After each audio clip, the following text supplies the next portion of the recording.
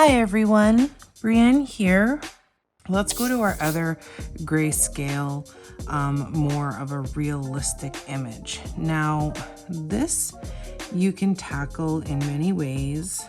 I honestly wasn't going to show this one, but I think that we should because it's important to know how to do a more realistic outlook as well on water. So I'm using the sand brush. Now the sand brush is very powerful, so you don't need to use it on a high opacity, but I'm just trying to get my sand in place and the color right to blend with the water. Now, I didn't really finish the sky here, but that's okay. So what I'm gonna do is I'm gonna match the water to the sky. I'm going to grab, what should I color it in with? I think maybe I'll just use the airbrush to start. So I'm gonna color in that water dark because it's almost like an evening scene again, an evening kind of sunset scene with the sun kind of shining through the middle there.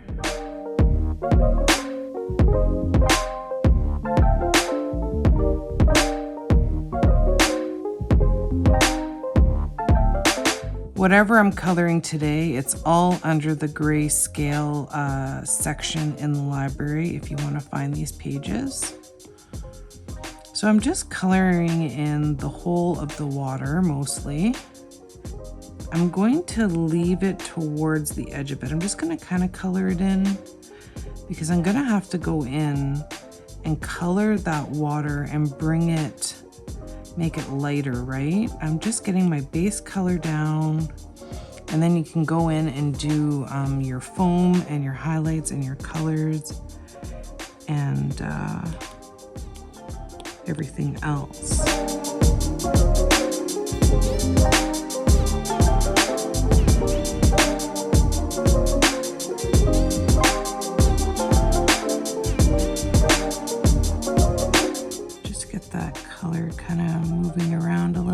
I like using the watercolor. I just find it really effortlessly gets color down and it gives texture really well.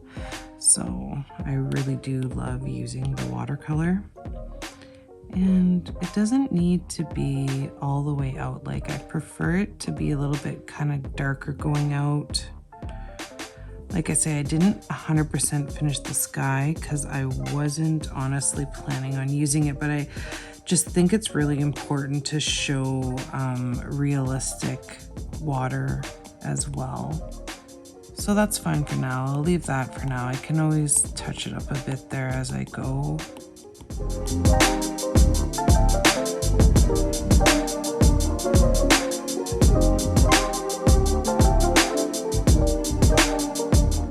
Sorry, I'm just trying to get my layers in. I know I said I was going to leave it, but I'm here now, so I might as well get it the way I want it.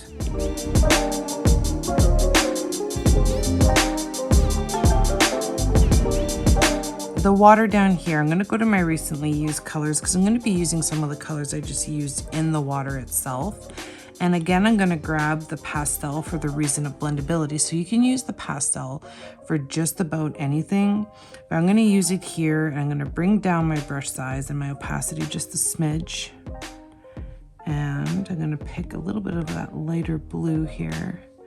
And then I'm just going to do fluid strokes going one way. I'm not going to go back and forth. I'm just pushing the one way because if you go back and forth, sometimes it grabs too much color. It doesn't matter so much. I mean, like you can, like I just did it, but I usually when I use pastel and I'm trying to do detail, I try to push one way.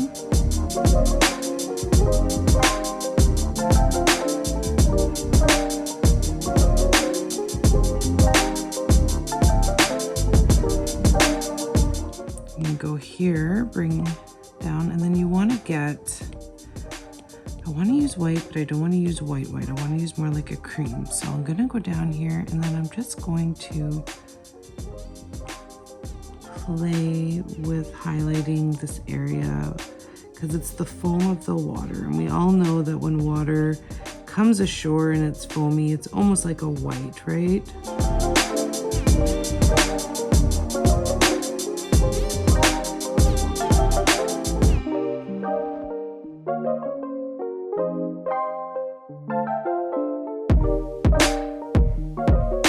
I'm trying to get a little bit of a blend so it's not stark white.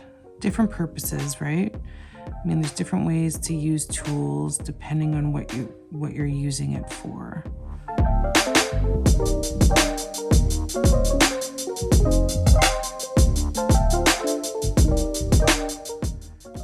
And I'm really interested to hear from you guys to see if you want to know how to do transparency with water, if you want to see, for example, you know, a vase with clear water, like more still life images. Right now, this is purely landscapes, a realistic one, as opposed to a fantasy one.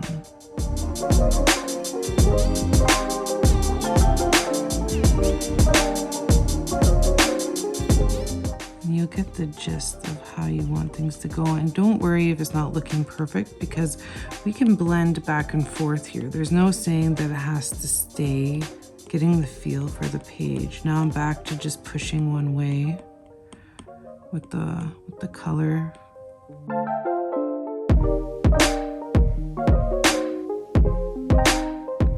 Lots of times it takes me a while when I'm blending to get the desired result. Now I'm gonna actually go get the white, and I'm going to probably grab the airbrush for this part.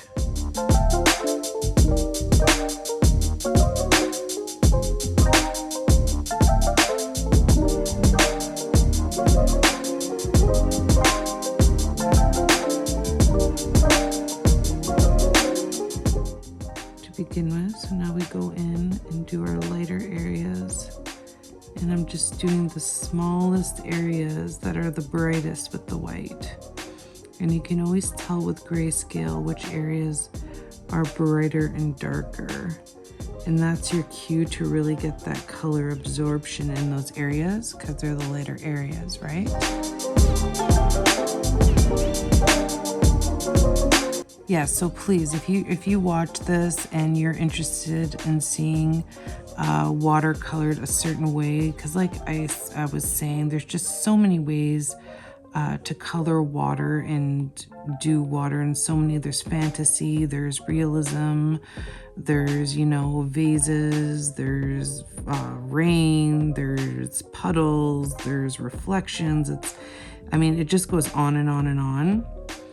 So any specifics or anything that you guys would like to see, we love hearing from you. So please do not be shy, and yeah.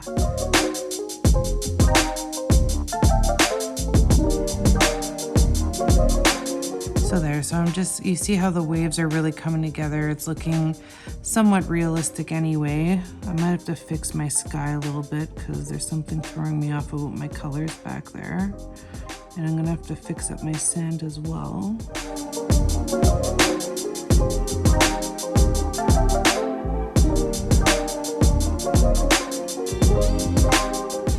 It's when you do realistic colors, it's hard sometimes. Sometimes I get caught up and I'm like, oh, okay, what am I doing?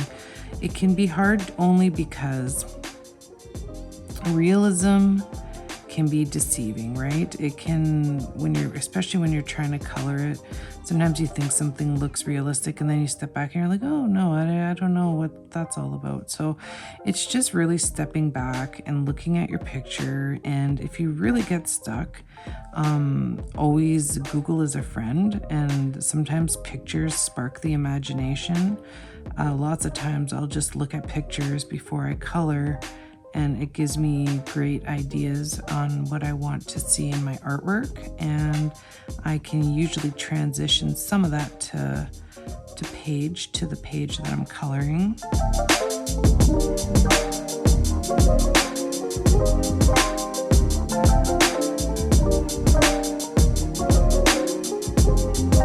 And the sand, I still have to do some stuff with the sand here. So I'll go the airbrush and just lighten up some of the areas here.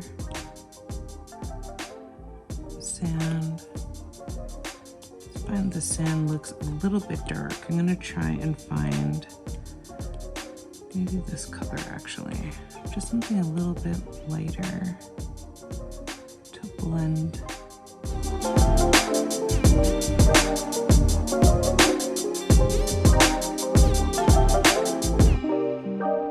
So I just want to go back and I want to get a little bit of a brighter blue here. And I just want to get it in a little bit.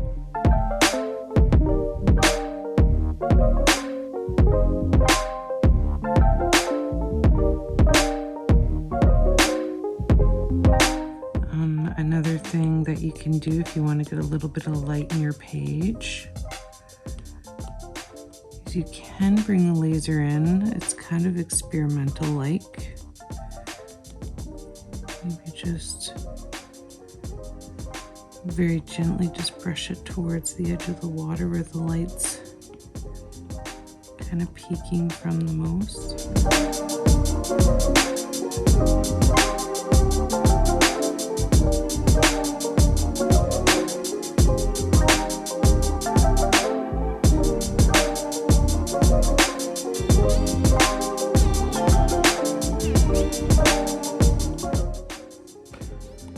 Blur tool is really great for kind of making these colors come together. I never used it so much in grayscale as I have in the past year or so. It just really brings stuff together, especially grayscale is so hard to make look realistic sometimes. I find just blurring the edges of colors that you lay down can really help with that.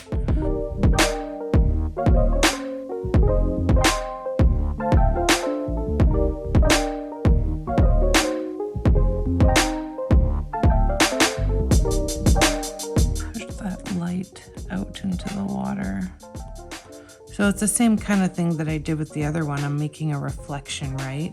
But I'm doing it in a different way here. Now with the sand, I do want to get some texture on that sand, and I'm thinking one of the best ways I could probably do that is the pencil. So I bring it down to a really low opacity, and I'm going to bring up the brush size.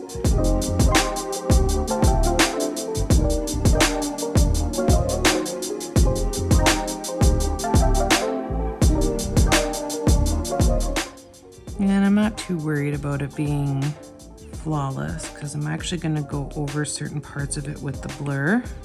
So just certain areas, just so I don't have those really stark lines.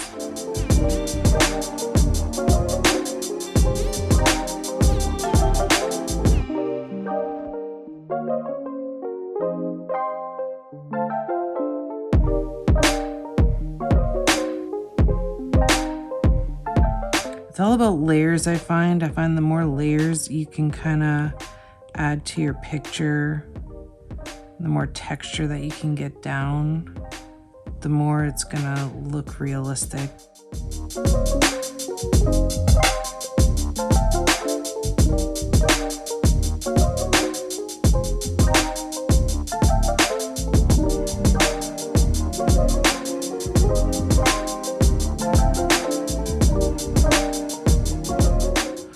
Okay, now I need to go back to the edge of the water. I really want the brightest white, so a true white. That's not a true white.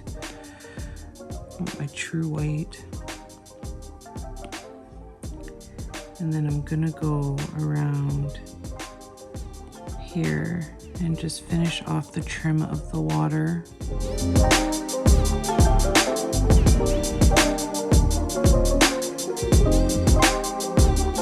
And I do recommend zooming in when you're doing grayscale and just really trying to follow those cues of the lighter and darker areas and just really trying to be precise with that.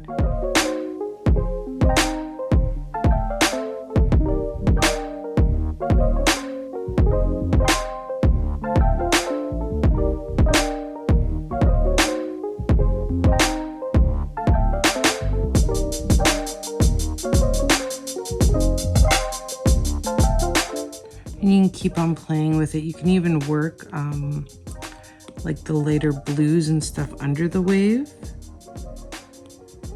depending on how far you want to take that, just to make it look like it has, the wave has a little bit more lift, but it's only going to let you it's only going to absorb the color so much anyway, so just be mindful of that.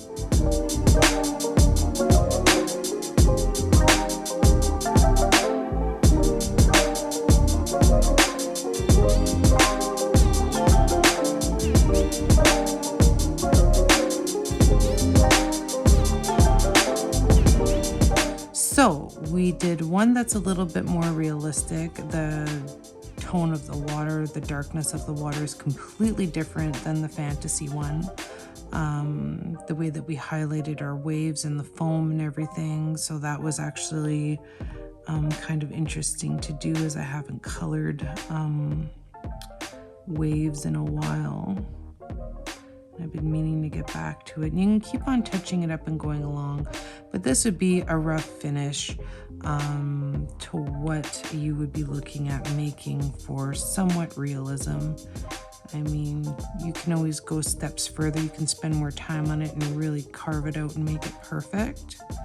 But I think this is a good foundation, and this is a good start to achieving your goals on that one.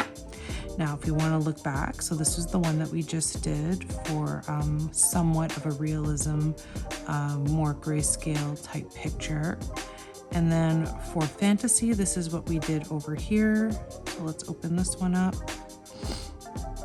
So this is fantasy, more light reflecting, playing with color and just having fun with water and creating dimension.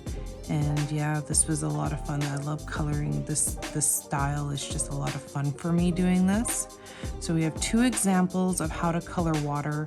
If you want to know how to color water droplets or anything like that, like I said before, any other way transparency, please let us know. We'd love hearing from you. This is Breanne from Pixite. This is the tip of the month for February 2022. We'll see you for the next tip for next month. Have a great day, everybody, and take care.